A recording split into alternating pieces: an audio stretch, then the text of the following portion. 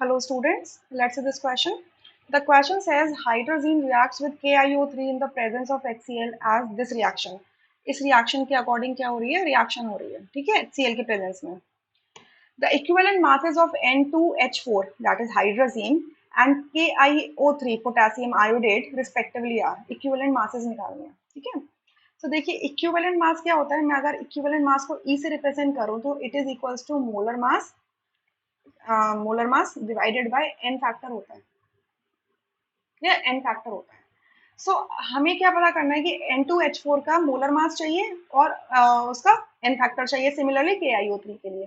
तो सबसे पहले मैं मोलर मास निकाल लेती हूँ, फिर बाद में प्रोसीड करेंगे. N2H4 के लिए मोलर मास कितना हो जाएगा? दो नाइट्रोजन दे रखे हैं और एक नाइट्रोजन को 14 ग्राम पर मोल होता है, चार हाइड्रोजन दे रहे हैं और एक हाइड्रोजन को 1 ग्राम पर मोल होता है. तो ये जाएगा 28 plus 4 that is 32 gram per mole. Clear? Similarly molar mass हम निकालेंगे KiO3 के लिए, तो it is going to be, एक पोटेशियम दे रखा है, एक पोटेशियम का 39 अप्रोक्सीमेटली 39 ग्राम पर मोल होता है. एक आयोडीन दे रखा है, इसका 127 ग्राम पर मोल होता है, ठीक है, अप्रोक्सीमेटली मैं बता रही हूँ, ठीक है, राउंड ऑफ करके. प्लस तीन ऑक्सीजन दे रखे हैं और एक ऑक्सीजन का 16 होता है. तो इसको सॉल्व करेंगे. सो ये सॉल्व करके आ जाएगा 214 ग्राम पर मोल. सो एक बार चेक कर लेना अपना, 39 plus 127 plus 48, so it is 214. ठीक है. अच्छा, अब हमें एन फैक्टर फाइंड आउट करने हैं. तो एन फैक्टर फाइंड आउट करने के लिए हमें N2H4 के लिए उसकी रिडॉक्स रिएक्शन लिखनी पड़ेगी और KiO3 के लिए उसके लिए रिडॉक्स प्रोसेस लिखना पड़ेगा. ठीक है. सो अब N2H4 में नाइट्रोजन की जो ऑक्सीडेशन स्टेट है ईच नाइट्रोजन की, वो कितनी आती है आपकी? -2 आती है. ठीक है, -2 आती है. कैसे निकालोगे आप? आपको एक निकालना बता देती हूँ. N2H4, एक नाइट्रोजन का एक्स ऑक्सीडेशन स्टेट मान लो तो 2 का हो जाएगा 2x, हाइड्रोजन का +1 होता तो 4 का हो जाएगा +4, ओवरऑल न्यूट्रल तो 0 इक्वल हो जाएगा. सो एक्स की वैल्यू कितनी आ जाएगी? -2. ठीक है. इस तरीके से हम निकालते हैं. तो मैं यहाँ से ही हटा देती हूँ, स्पेस चाहिए होगा. -2. यहाँ पर आयोडीन की कितनी हो जाएगी? IO3 माइनस में आयोडीन की हो जाएगी आपकी +5. ठीक है. देखो ये वाला क्लोराइड और यहाँ पर जो क्लोराइड है, क्लोराइड और आयोडीन में क्लोरीन और आयोडीन में क्लोरीन ज्यादा इलेक्ट्रोनेगेटिव है तो इस पे -1 आएगा और आयोडीन पे +1 आएगा. क्लियर? सो यानी कि क्लोराइड वाला जो पोर्शन है लेफ्ट और राइट में दोनों ही इक्वल है तो it's not a big deal, हमें उसे कंसिडर ही नहीं करना. ठीक है. सो और यहाँ पर नाइट्रोजन जो गैस है, ये आपकी नाइट्रोजन जो है वो आपकी मॉलिकुलर फॉर्म में है, तो एलिमेंटल फॉर्म में है, तो जीरो ऑक्सीडेशन स्टेट होगी. तो आप क्या देख रहे हो? N2H4 का नाइट्रोजन -2 से 0 में जा रहा है, यानी कि इंक्रीज इन ऑक्सीडेशन स्टेट. सो इसका क्या हो रहा है? ऑक्सीडेशन हो रहा है. तो ये कैसा काम करेगा? रिड्यूसिंग एजेंट की तरह काम करेगा. तो यहाँ पर मैं लिख देती हूँ ऑक्सीडेशन प्रोसेस. ऑक्सीडेशन हो रहा है किसमें? किसका हो रहा है? N2H4 का किसमें हो रहा है? आपका N2 में हो रहा है. ठीक है. अब देखो दोनों नाइट्रोजन है, दो नाइट्रोजन लेफ्ट एंड राइट में. अब हाइड्रोजन को बैलेंस करेंगे क्योंकि एसिडिक मीडियम है, तो हाइड्रोजन को बैलेंस कैसे करेंगे? H+ के फॉर्म में करेंगे. तो मैं कर दूंगी 4H+. क्लियर? अब हम चार्ज को बैलेंस करेंगे तो क्योंकि लेफ्ट हैंड साइड मेरा पूरा का पूरा न्यूट्रल है, तो राइट हैंड साइड में मैं क्या कर दूं? 4 इलेक्ट्रॉन्स रिलीज करवा दूं. यानी कि पर मोल ऑफ द N2H4 कितने इलेक्ट्रॉन्स रिलीज हो रहे हैं? 4.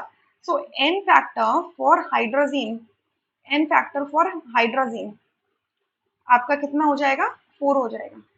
ठीक है. अच्छा, इसी तरीके से रिडक्शन रिएक्शन देखते हैं. रिडक्शन रिएक्शन में क्या हो रहा है आपका?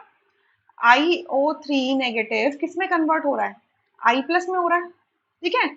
अब देखो दोनों साइड एक एक आयोडीन है. ठीक है. अब ऑक्सीजन बैलेंस करेंगे तो क्या करूं? 3H2 को लिख दो. अब हाइड्रोजन बैलेंस करेंगे तो इस साइड क्या करूं? 6H+ कर दो.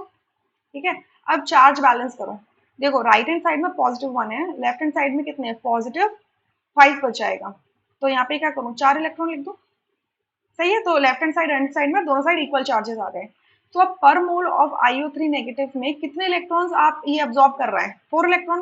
तो यानी कि n factor for IO3 negative is going to be 4. अब देखो KiO3 का मोलर मास निकालना है तो हमने पोटेशियम के मास को इंक्लूड कर लिया, बट पोटेशियम का एन फैक्टर में कोई भी रोल नहीं होता. सो घबराने की कोई बात नहीं है. It's a Spectator ion, just counter balancing के लिए इस्तेमाल होता है. क्लियर? तो अब देखो हमें इस पूरी रिएक्शन को ना सिंपली ऐड कर सकते हैं क्योंकि दोनों साइड में सेम इलेक्ट्रॉन है. तो सिंपली ऐड करो तो क्या हो जाएगा आपका? N2H4 plus IO3 negative plus तो देखो यहाँ 6H प्लस है, यहाँ 4H प्लस है, तो ये हो जाएगा आपका 2H प्लस, और ये gives you 2 N2 plus I negative, sorry I positive plus 3H2O। ठीक है। अब बस क्लोराइड वाली चीज है, तो देखो दोनों साइड में क्लोराइड लगा के इसको फॉर्मूला बना दो, कोई बड़ी भी चीज नहीं है। ठीक है, तो हमें अपनी गिवन रिएक्शन मिल चुकी है। हमें तो इक्विवेलेंट मास निकालना है, तो इक्विवेलेंट मास ऑफ N2H4 कितना हो जाएगा? फॉर्मूला मैं लिख चुकी हूँ, मोलर मास ऑफ, यहाँ पे N2H4 कर दो, मैंने N2H2 कर दिया है गलती से यहाँ पर। ठीक है, N2H4 कर दो, तो क्या हो जाएगा? मोलर मास कितना आया था इसका? 32 ग्राम पर मोल, और इसका एन फैक्टर कितना है? 4 है, सो 32 डिवाइडेड बाय 4 दैट इज 8।